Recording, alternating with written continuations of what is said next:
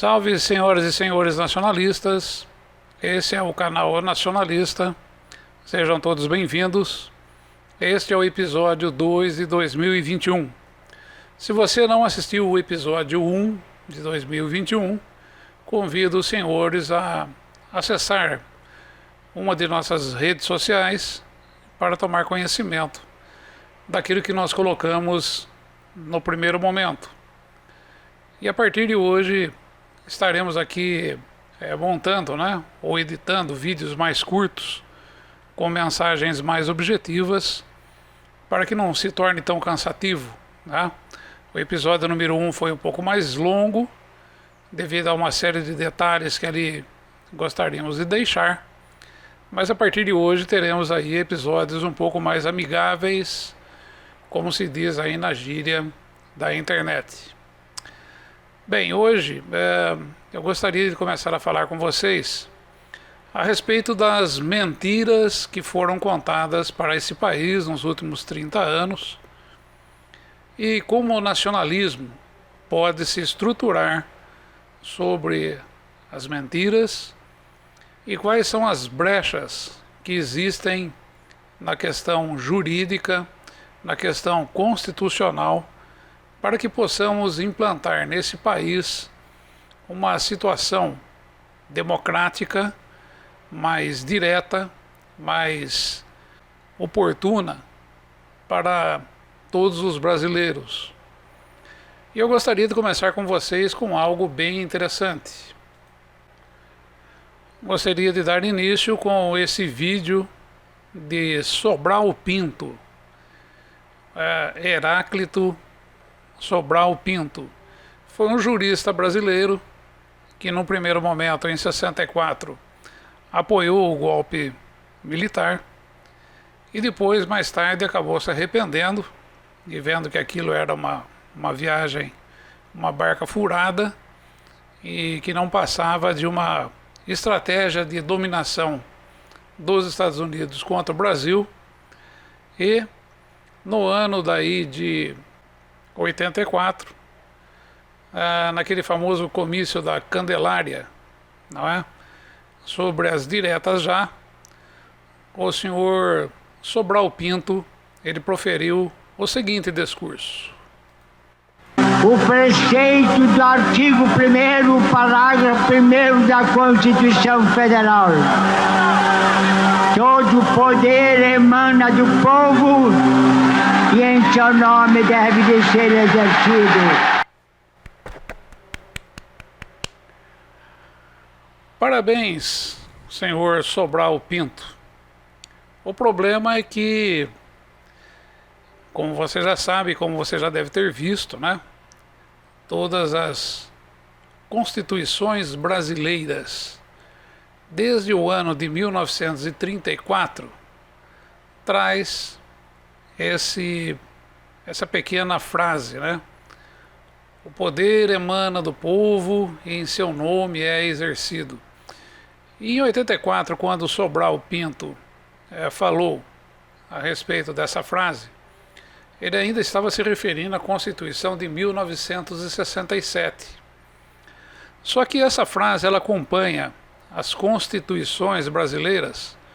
Inclusive o Brasil é um país onde até a Constituição de 88, nós tínhamos uma Constituição a cada 30 anos, E depois de 88 nós temos uma Constituição que é modificada quase que diariamente, uma Constituição mutante que vocês devem saber, devem acompanhar. Por exemplo, esse ano aqui nós tivemos mais de 110 modificações na Constituição brasileira, mas desde 1934 essa frase faz parte das constituições brasileiras. Na Constituição de 34, conforme vocês podem observar aqui, todos os poderes emanam do povo e em nome dele são exercidos. Aí veio a Constituição de 1937. Aí deram uma modificada, no artigo, né? Que então era artigo 2º. Aí essa frase foi parar no artigo 1º. E daí lá, o Brasil é uma república, o poder político emana do povo e é exercido em nome dele, e no interesse do seu bem-estar, de sua honra, da sua independência, da sua prosperidade. 1937. Depois, em 1946, ainda no artigo 1º, os Estados Unidos do Brasil mantêm sobre o regime representativo a Federação e a República. Todo o poder emana do povo e em seu nome será exercido. 1946. Aí veio essa que o Sobral Pinto se refere aí no comício da Candelária, né? No Rio de Janeiro, onde juntaram lá mais de 1 milhão de pessoas, que é o seguinte: o Brasil é uma república federativa constituída sob o regime representativo, chama atenção aqui desse ponto, tá? Pela união indissolúvel dos estados, do Distrito Federal e dos territórios. Todo poder emana do povo, em seu nome é exercido. Aí, depois do comício da Candelária, em 84, em 87 tivemos eleições, foram eleitos aí os deputados constitucionalistas, e daí veio a Constituição de 88, que diz o seguinte, e aqui lembrando, tem um detalhe bastante interessante. Vamos lá. Parágrafo único do artigo 1º da Constituição Brasileira de 88. Todo poder emana do povo, que o exerce por meio de representantes eleitos ou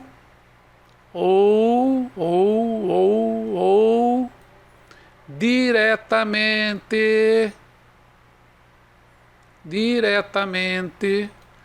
nos termos desta Constituição. Tá? Então, nós podemos observar um detalhe muito importante, que inclusive eu coloco aqui como sendo a cerejinha, né, do nacionalismo, a cereja do nacionalismo que está aqui no canto, que é exatamente esse complemento que foi colocado na frase que foi dita por Sobral Pinto na Candelária. Todo poder emana do povo, que o exerce por meio de representantes eleitos ou diretamente. E por que que essa frase, ou diretamente, é a cereja nacionalista? Porque aconteceu o seguinte. Aconteceu em São José da Costa Rica uma reunião dos Estados Americanos, da Organização dos Estados Americanos, e foi ali promulgado um Estatuto de Direitos Humanos para toda a América. E em toda a América, esse estatuto está presente nas constituições presentes, daquela forma que eu vou explicar aqui para vocês agora. E também em todos os códigos civis dos países americanos, certo? E o Brasil foi signatário deste acordo em São José da Costa Rica no ano de 1969. E, portanto, quando foi editada a Constituição de 1988, para se fazer aí uma certa média, um certo agrado a esse Conselho Interamericano dos Direitos Humanos, que o Brasil, então, a partir daquele momento, tinha a intenção de se tornar protagonista da América. Então era preciso se fazer aí uma pequena média com aquilo que existia então, em termos de direitos humanos, para existir como nação, foi colocado dentro da Constituição brasileira. Os deputados constituintes resolveram incorporar o artigo 23, não é? Parágrafo 1 do Conselho Interamericano dos Direitos Humanos à Constituição brasileira. E já no artigo 1º da Constituição Federal de 88. E o que diz o artigo 23, parágrafo 1º? Todos os cidadãos devem gozar dos seguintes direitos e oportunidades: a. De participar da condução dos assuntos públicos diretamente ou por meio de representantes livremente eleitos. Pacto de San José da Costa Rica, 1969, Conselho Interamericano dos Direitos Humanos. Mas aí, dentro da Constituição de 88, eles colocam ali, né? Todo o poder emana do povo, que o exerce por meio de representantes eleitos ou diretamente, nos termos desta Constituição. E o que nós temos nos termos desta Constituição? Temos o artigo 14 da Constituição. E o artigo 14 diz quais são as formas de se exercer a soberania popular. Então está lá, artigo 14 da Constituição Federal de 88. Formas de se exercer a soberania popular, nos termos da Constituição: sufrágio universal, ou seja, através do voto; plebiscito, que é um mecanismo que existe na nossa Constituição, mas que nunca lançamos mão dele porque não somos consultados. O Congresso Nacional simplesmente tomou conta desse espaço que pertence ao povo. Referendo, que também deve ser convocado pela Câmara, e iniciativa popular, lei de iniciativa popular. O que significa isso? O povo pode determinar leis por iniciativa própria e submetê-las ao Congresso Nacional. Entenderam? Mas e se eles modificarem a Constituição?